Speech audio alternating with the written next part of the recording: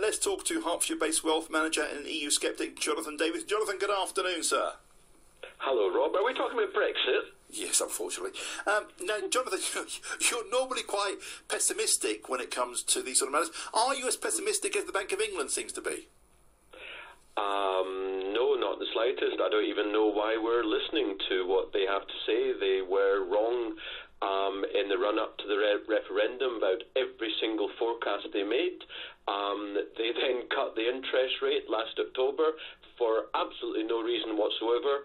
And in general terms, their forecasts on inflation and the economy generally are highly inaccurate. We really shouldn't be listening to the Bank of England because they really do not know what they're talking about. Okay, but how can we dismiss the... Maybe they haven't got it right straight away. Maybe their forecast is a bit more long-term. We have yet to see the full implication of that thing. I mean, I know that when I go shopping, Jonathan, everything's cost me more. Largely down to the actions of the Bank of England. I'll come back to that in a second. Of course we can't trust them, and the timing is material.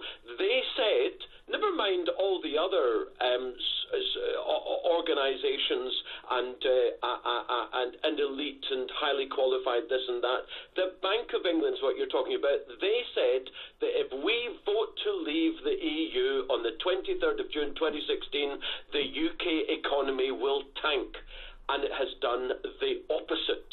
They then said that there are great problems on the horizon. We're going to have to cut the interest rate. In fact, the global economy, which is far more important than this Brexit stuff, is going along very nicely for now. They didn't need to cut the interest rate, so what did that do? It slashed the value of the currency of pound sterling. You want to know why the stuff that you buy in the shops is more expensive? Tell me, because it's painful. Because of the inflation that the Bank of England has imported by reducing the price of the currency.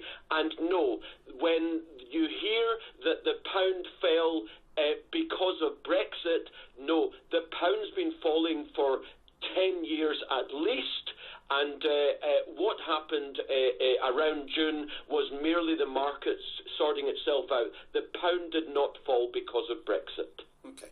The current term seems to be no trade deal after Brexit. Now, surely, if we don't get a trade deal after Brexit, if we pull up the drawbridge and nothing, surely that will have implications. That's what the Bank of England is saying. We could lose 75,000 jobs.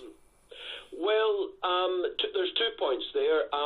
Losing 75,000 banking jobs, I think you're specifically referring to. Yes. It may happen. That's approximately, I believe, 10% of the banking numbers in the City of London. That's probably a reasonable estimation, simply because some aspects of the work of the city will not be able to be handled outside of the EU. But the idea that we won't then create new banking jobs because we'll be doing deals around the world that we're not currently doing is, of course, nonsense. We probably will. But, Jonathan, can we trust the rest of the world when we've already been married to our European counterparts for over 40 years? Well, better the devil you know, some might say. Yeah, but, you know, you're talking about trust where you're not actually controlled by them. Already, some 70% of our laws come from unelected bureaucrats in Brussels. So, no, we can't trust them. They are unelected and they control us. But, Jonathan, they've given us European roaming on our mobile phones. That's quite good.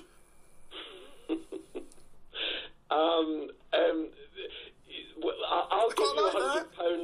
I'll give you £100, and you give me 10 pence back, and you tell me that's a good idea. Go on then. So hang on, you offering me £100 for 10p? Well, that's essentially what the deal has been. I might be exaggerating slightly, but you know, this idea that the EU gives us stuff. We give them £15 billion a year, and they maybe give us back about £6 billion. That's the deal. Economically, never mind the lack of democracy. If Brexit doesn't actually happen, and there's still unfortunately a risk that could take place, if Brexit doesn't happen, then I tell you, to, within 5 years, Westminster will have the power of a county council. That's the main reason for me, even though I'm an economist, that's the main reason for me why we have to leave the EU. Bring back democracy to the United Kingdom. Okay, how can we have democracy when half the MPs are up to no good? I'm looking at a list here of Tory MPs who are, one is perpetually intoxicated with very inappropriate with women, one is inappropriate with male researchers, there's a video of another MP doing Lord knows what. I can't wait to see that video. Except, of course, am I suggesting that the system we have of democracy in the UK is the ideal system? No, I'm not suggesting that. But it's better than any other system. And on top of that, those MPs to whom you refer, we can chuck them out. We cannot chuck out unelected bureaucrats. Now, can I ask you about this new band of rebels that have gone to Brussels today? Nick Clegg, Ken Clarke, and the unelected Lord Adonis. Never been elected in his life, right? They're calling themselves the rebels. They're trying to work out how the negotiation is going. Are they helping or hindering, do you think? Well, of course they're hindering. First of all, the idea of calling themselves the rebels, George Orwell is alive and well when you hear that. They are not the rebels. They are the consensus. They are the elite, the Remainers. They are the media, the banking elite, and so on. So rebels is, of course, nonsense. Why don't they just get out of the way and let the government do their negotiations between the UK and the EU instead of trying to muddle up the system? It's a disgrace what they're doing. And by the way, Barnier, who's the EU representative, is meeting these Remainers. Is he meeting any Brexiters? I haven't seen it. Jonathan, always a pleasure. Can I ask you while you're here, how do you feel about Halloween? I'm scared. I'm terrified. I've got a couple of pumpkins in my front porch, and when they light up, I don't want to drive up my driveway. It's so scary. I can't believe that. Jonathan, thank you. Jonathan Davis, Hertfordshire-based wealth manager and EU skeptic.